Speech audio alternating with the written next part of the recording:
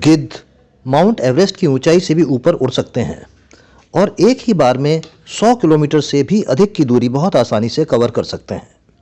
कुछ सालों पहले तक हम देखते थे कि हर ऐसे स्थान पर जहां किसी पशु का मृत शरीर पड़ा रहता था, गिद्ध वहां शव भक्षण करते दिखाई दे जाते थे।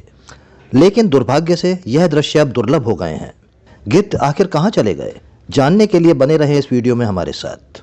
गिद्ध मुर्दाखोर पक्षी होते हैं जो मृत पशुओं के शवों को खाते हैं, इसलिए पर्यावरण को साफ रखने में इनकी महत्वपूर्ण भूमिका होती है। गिद्ध का वर्णन रामायण में भी किया गया है, जहां रावण के चंगुल से सीता को बचाने के दौरान गिद्धों के राजा जटायु ने अपनी जान गंवा दी थी।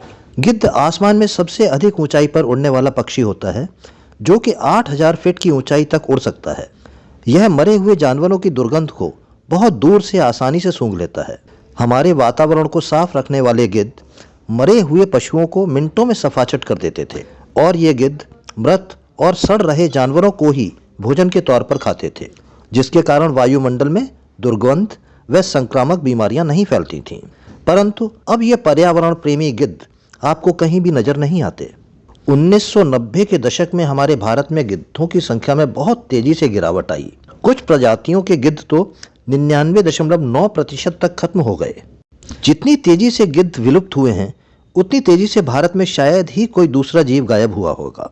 ये गिद्ध दुनिया की सबसे ऊंची चोटी माउंट एवरेस्ट से भी ज्यादा ऊंची उड़ान भरते हैं और आसमान के राजा कहलाते हैं, जिनको किसी भी देश की सीमा या सरहद नहीं रोक पाती। हजारों फीट की ऊंचाई पर जहां दूसरे पक्षी ऑक्सीजन की कमी के कारण दम तोड़ने लगते हैं, वहां पर भी गिद्ध बड़े शानदार तरीके से उड़ते हैं। गिद्धों का डाइजेशन सिस्टम बड़ा ही स्ट्रांग होता है।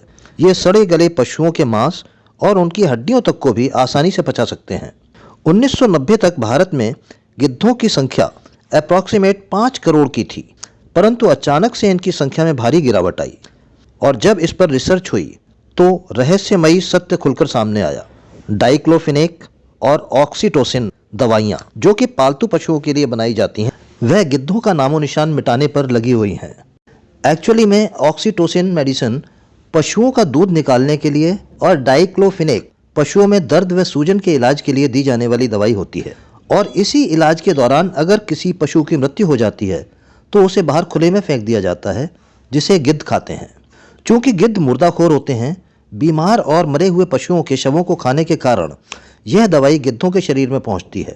तब यह दवाई अलग अलग प्रकार से रिएक्ट करती है। ऑक्सीटोसिन दवाई गिद्धों की प्रजनन प्रक्रिया को प्रभावित करती है, जिससे ये बांझ बन जाते हैं।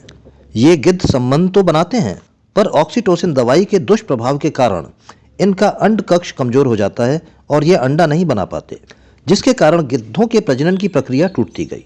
दूसरी ओर डाइक्लोफिनेक की बात करें तो यह भी एक फेमस मेडिसिन है, जिसके रिएक्शन से गिद्धों की किडनी फेल हो जाती है और इनकी मृत्यु हो जाती है।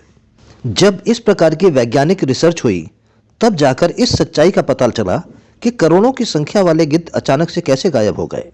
इसके बाद सरकार सचेत हुई और इनको बचाने के लिए संरक्षण का काम शुरू किया। बहुत सारी संस्थाओं ने इनको बचाने के लिए अभियान चलाए, क्योंकि आप जानते ही हैं कि ये गिद्ध हमारे लिए कितने लाभदायक होते हैं, जो सड़ा गला मांस खाकर वायुमंडल में इसकी दुर्गंध फैलने से रोकते हैं और हमें संक्रमण की महामारियों से बचाते हैं। परंतु दुर्भाग्य यह है कि जब तक गिद्धों को बचाने के संरक्षण का काम शुरू हुआ, तब तक इन दोनों दवाइयों ने गिद्धों का सफाया कर दिया था और ये गिद्ध हमारे देश भारत में बिल्कुल भी दिखाई नहीं देते। उम्मीद करता हूं दोस्तों आपको समझ में आ गया होगा कि ये गिद्ध अचानक से कहां गायब हो गए। दोस्तों, इसी तरह के नॉलेजेबल वीडियो देखने के लिए हमारे चैनल को सब्सक्राइब करें और वीडियो को लाइक करें। धन्यवाद।